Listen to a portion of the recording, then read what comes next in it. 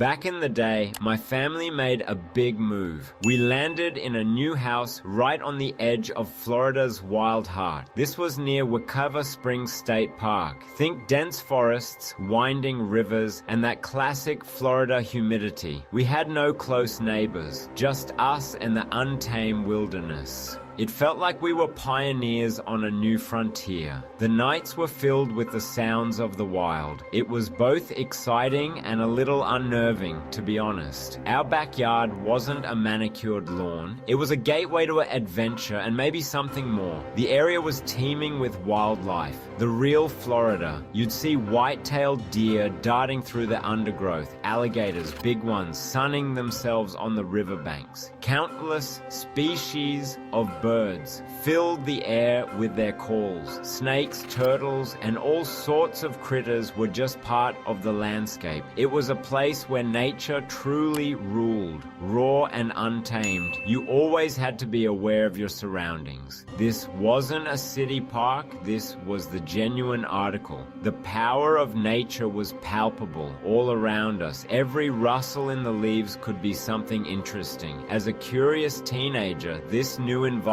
was irresistible. My younger brother and I were always looking for adventure. Exploring the woods behind our house became our favorite pastime. We'd pack some snacks, maybe a compass we barely knew how to use, and off we'd go into the green unknown.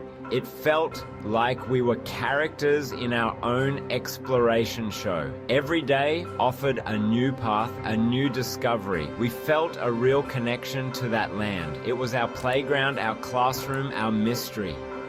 Little did we know what secrets it held. There was an undeniable allure to these woods, a sense of ancientness, of things unseen. The air felt different back there, heavy with unspoken stories. Sometimes, even on bright sunny days, a certain quiet would fall.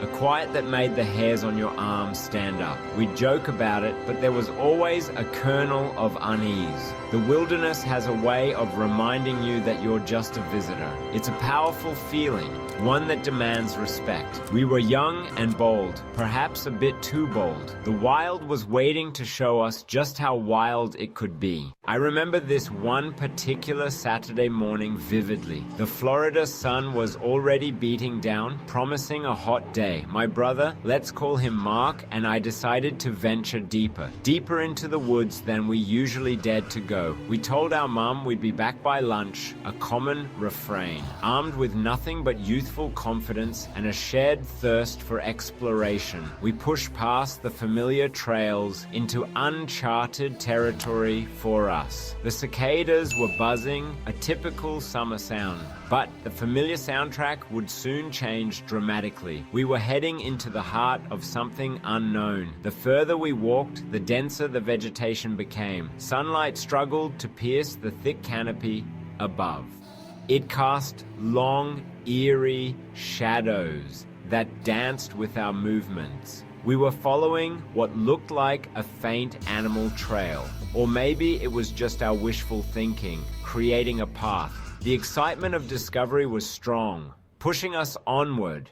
We pointed out interesting plants, strange insects, the usual stuff. But an undercurrent of something else was starting to build, a feeling that we weren't entirely alone in these deep woods. Yet there were no obvious signs of anyone or anything else. Then the sounds of the forest began to fade. It was gradual at first, then unsettlingly complete. No bird calls, no rustling of small animals, not even insects. Just an oppressive, heavy silence that pressed in on us. It was the kind of quiet that feels unnatural, almost deafening. My brother and I exchanged uneasy glances. This wasn't the normal symphony of the Florida wilderness. Something felt off. Profoundly and strangely off. We slowed our pace, our senses suddenly on high alert. The woods had transformed from inviting to intimidating. A sense of anxiety started to creep in, cold and unwelcome. We started to feel like we were being watched. That primal instinct, the one that screams danger, was kicking in. We tried to brush it off, telling ourselves it was just the quiet, but the feeling persisted, growing stronger with each step. We realized we'd wandered off any discernible path. The trees all looked the same, a disorienting green maze. Panic began to bubble just beneath the surface. Maybe we should head back, Mark whispered, his voice tight. I agreed, but which way was back? Suddenly, Mark stopped dead in his tracks. He grabbed my arm, his fingers digging in. Did you smell that? He hissed, his eyes wide. A foul, musky odor hit me a second later. It was like a mix of rotting garbage, wet dog, and something else. Something uniquely pungent and deeply unsettling. It wasn't any animal smell we were familiar with. The air grew heavy, not just with humidity, but with dread. This was a warning sign, a biological red flag. Whatever was nearby, it was big, and it stank. Mark, who was slightly ahead of me, pointed. His hand was shaking, his face pale. There, he choked out, look, over there. I peered through the dense foliage, my heart pounding. At first, I saw nothing but trees and shadows. Then, he described it in a terrified whisper. A large, dark, hairy figure standing near a thick cypress tree. He said it was upright like a person, but massive and covered head to toe in shaggy, dark hair. He was frozen in fear, unable to move or scream. My own eyes finally caught a flash of movement. It wasn't as clear a view as Mark apparently had, but I saw something large and dark swing with impossible agility. It moved from one thick branch to another, high in a massive oak, like a giant shadowy ape, but far too big. Then came the sounds, guttural and strange. Not a growl, not a hoot, but something in between. A low, rumbling vocalization that vibrated through the air. It was a sound that didn't belong to any known animal. It was chilling, alien, and utterly terrifying. That was all it took. We didn't wait for a second look. We didn't try to analyze or understand. Primal fear took over and we ran. We crashed through the undergrowth, heedless of scratches or stumbles. The only thought was escape, to get away from that thing. We didn't speak, didn't even look at each other, just pumped our legs as fast as they could carry us.